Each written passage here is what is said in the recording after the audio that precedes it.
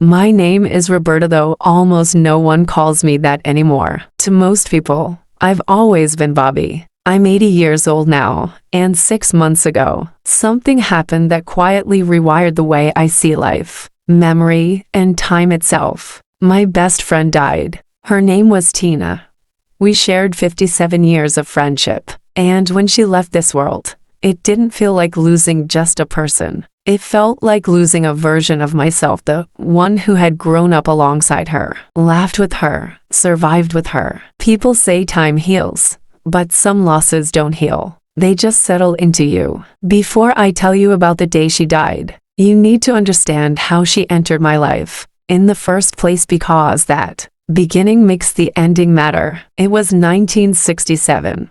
I was 23 years old and working at a noisy, ink-smelling printing shop in Chicago, the kind of place where the machines were louder than your thoughts, and a single mistake could cost you a finger. Tina started the same week I did. We were both new, both nervous, both pretending we knew what we were doing. On our very first day, the supervisor put us on the same shift, 8 long hours, standing side by side, feeding paper into giant machines that looked like they could swallow us whole. We barely spoke, not because we didn't want to, but because fear makes you quiet. Fear and focus. Every now and then, our eyes would meet, and we'd exchange that same look that said, "Please don't let me mess this up." At the end of the shift, when our feet hurt and our ears were still ringing, she turned to me, just like that. No big speech, no build-up. "Do you want to grab a coffee?" she asked. I smiled, relieved,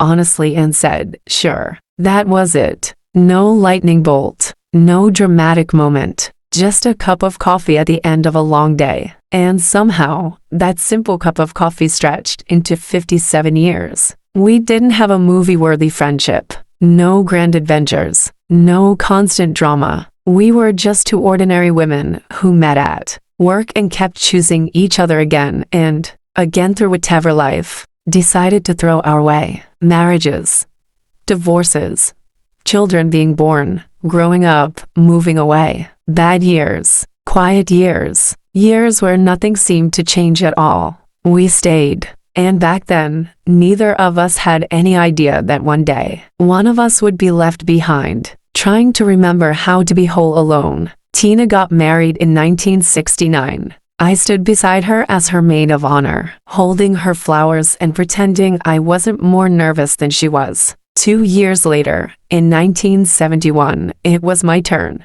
And there she was right next to me, my maid of honor, steady as ever. Her wife, Linda, and my husband, Carol, became friends just as naturally as we had. No effort, no forcing it. Before long, Friday nights became sacred. Dinner at one house or the other, cards spread across the table. Long conversations that drifted from serious to silly and back again. Nothing glamorous, nothing worth posting about, just for people sharing their lives. Looking back now, I understand how rare that really was. Not because anything extraordinary was happening, but because we had something most people spend their whole lives searching for. A friendship that didn't require effort. One where you didn't have to be interesting or impressive. You just showed up, exactly as you were, and that was enough. Tina and I worked side by side at the print shop for 12 years. Then, in 1979, the shop shut down.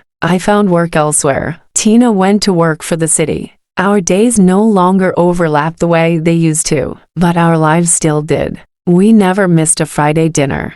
Not once. And whenever something happened, good or bad, we were on the phone with each other before the day was over. In 1985, my father died. At the funeral, Tina didn't try to say the right thing. She didn't give me a speech or offer advice. She simply stood next to me and rested her hand on my shoulder. That was everything. When you lose someone, you don't need words. You need presence. Someone willing to share the weight of the moment with you. In 1992, it was Tina's turn to break. Her son got into serious trouble and ended up in jail for a year. Tina carried that pain like it was her fault, like she had failed as a mother. I looked at her and repeated the same words she had once given me, years earlier. Sometimes bad things happen, and it's not your fault. Eventually, her son found his way back. He got clean. He rebuilt his life. He got married. He had 2 children. Tina glowed when she talked about him. Pride softened by gratitude. And that's the quiet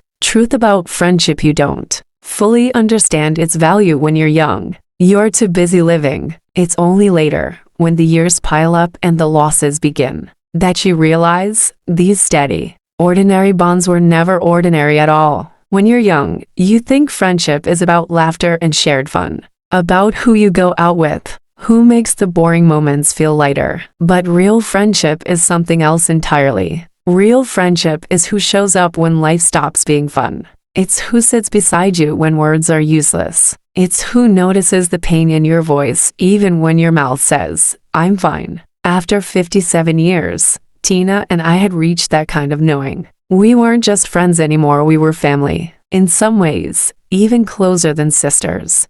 Because sisters are assigned. Tina and I chose each other, over and over, for a lifetime. In 2008, my husband Carol died breast cancer. I was 64 years old, and suddenly the future I had imagined went silent. My children loved me, but they had their own lives, their own responsibilities. The house felt too big, too quiet. Tina filled that silence. For the first month after Carol died, she came to my house every single day. She brought food I barely touched. She sat on the couch with me. She let me cry until there was nothing left. She never rushed me, never tried to explain grief away, never told me it would be okay. She understood something most people don't. Grief doesn't need fixing. It needs space. After Carol died, I fell into a darkness I didn't recognize in myself. Days passed where I didn't want to leave the house, where the effort of being human felt too heavy. Tina kept knocking anyway. She'd smile and say, "Come on, Bobby, let's go get lunch." And I would go not because I wanted to, but because I knew she wasn't giving up on me. And sometimes, that's all it takes to survive a hard season. Someone who refuses to let you disappear. Then, in 2013, everything shifted. Linda died. Tina called me at 3 o'clock in the morning. Her voice didn't sound like her own. Linda had suffered a heart attack. By the time the ambulance arrived, there was nothing they could do. In one moment, Tina went from being someone's partner to being alone. I drove to her house without thinking. Muscle memory took over before my mind could catch up. She was sitting at the kitchen table when I arrived, staring at nothing. Like the world had paused, but no one told her. I pulled out the chair beside her and sat down. We didn't talk. We stayed there for hours, wrapped in the kind of silence that only exists between people who truly understand each other. She didn't need explanations, and I didn't need to ask questions. I had lived that moment myself. I knew exactly where she was. After Linda died, Tina and I grew even closer. Grief has a way of shrinking your world, and we became each other's anchors. We started meeting for breakfast, twice a week, Tuesday and Thursday, mornings at the same diner. We've been visiting for over 20 years. Same booth, same waitress, same orders. We didn't even need to read off the menu anymore. We talked about nothing important. The weather, the headlines, whether the Cubs had any hope that season. It was small talk, but it mattered. Those mornings gave our weeks shape.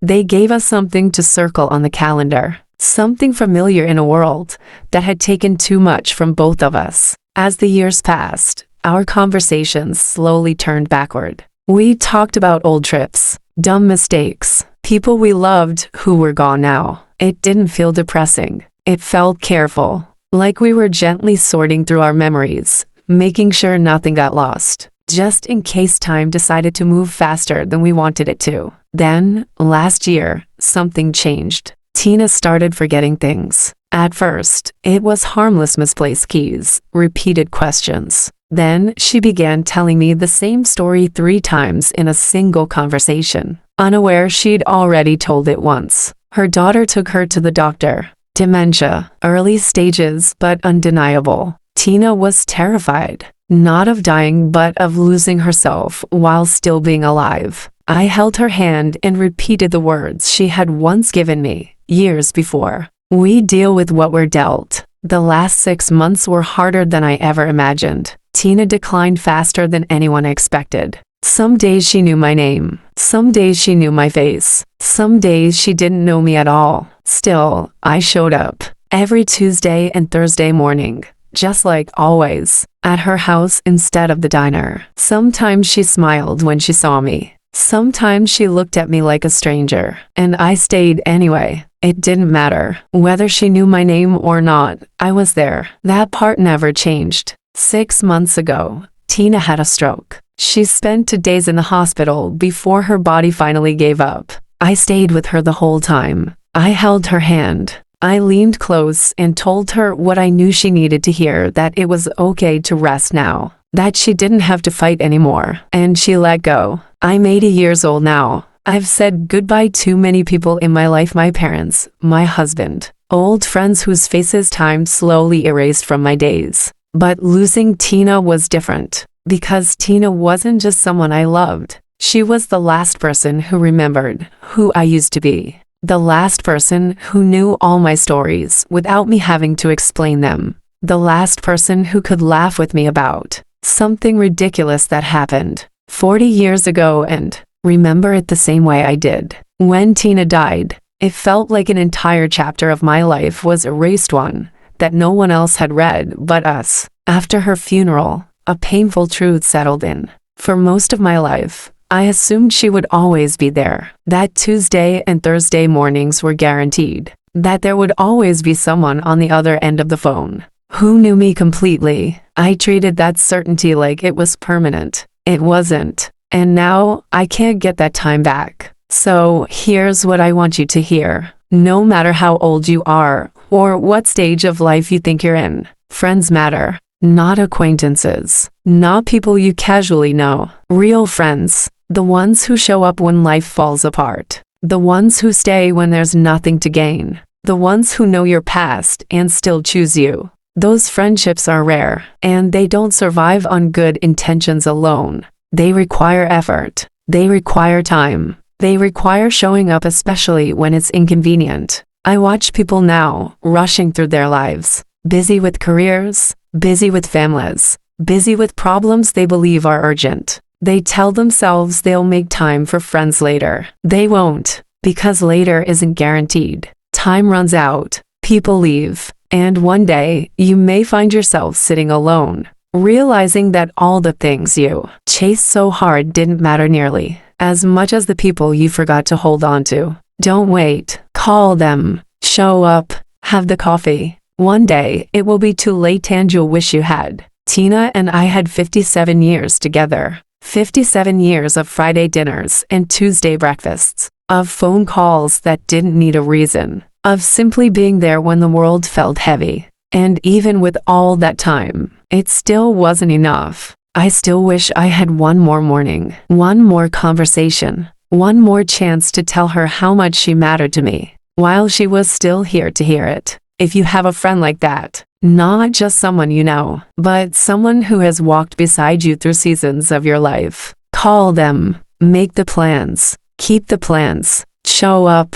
Don't assume there will be time later, because later isn't promised. After Tina died, I started replaying moments I can't get back. All the times I thought, I'll call tomorrow. The evenings I was too tired, too distracted, too busy doing things that felt important at the time. I wasted time because I believed we had forever. We didn't. No one does. I'm still here, and every Tuesday and Thursday morning, for just a second, I forget. I think about getting dressed, about driving to the diner, about sliding into our booth. Then reality catches up. Tina is gone, and I sit in my quiet house, alone, wondering what I'm supposed to do with all this time. I have left time I once thought we'd always be sharing. My children tell me I should make new friends, join a club, stay busy. They mean well, but I'm 80 years old. I don't want new friends. I want my friend. The one who knew my past without asking.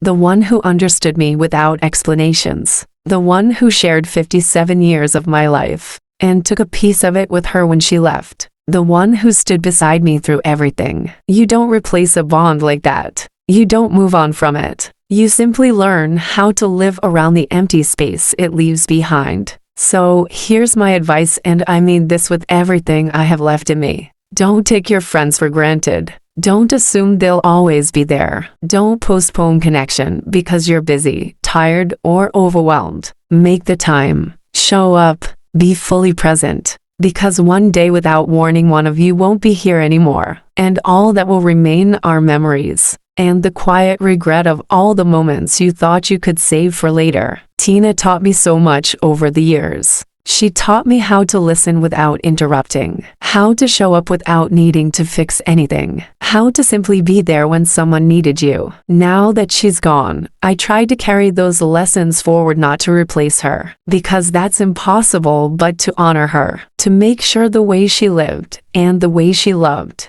continues to matter. If there's someone in your life who has been there through it all, tell them. Say it out loud. Don't wait for the perfect moment. The perfect moment is now. Pick up the phone. Send the message. Make the plans. Because life is shorter than we think. And the people we love don't stay forever. I miss Tina every single day. I miss our Tuesday and Thursday breakfasts. I miss our phone calls. I miss the comfort of simply knowing she was there. But I am grateful. Grateful for 57 years of a friendship most people never experience. Grateful for every conversation, every meal, every ordinary moment we shared. And grateful that when the end came, I was there holding her hand, telling her it was okay to let go. That's what real friendship is. Being there in the joyful moments, in the painful ones, in the quiet, ordinary days, and in the final moments. Just being there. And if this story meant something to you, please reach out to someone you care about today. Make the effort, show up. And if you found value in what I shared, I'd appreciate it if you subscribed and left a comment. Tell me about your friendships. Tell me about the people who matter to you. I read every comment, and I'd truly love to hear your stories. Thank you for listening.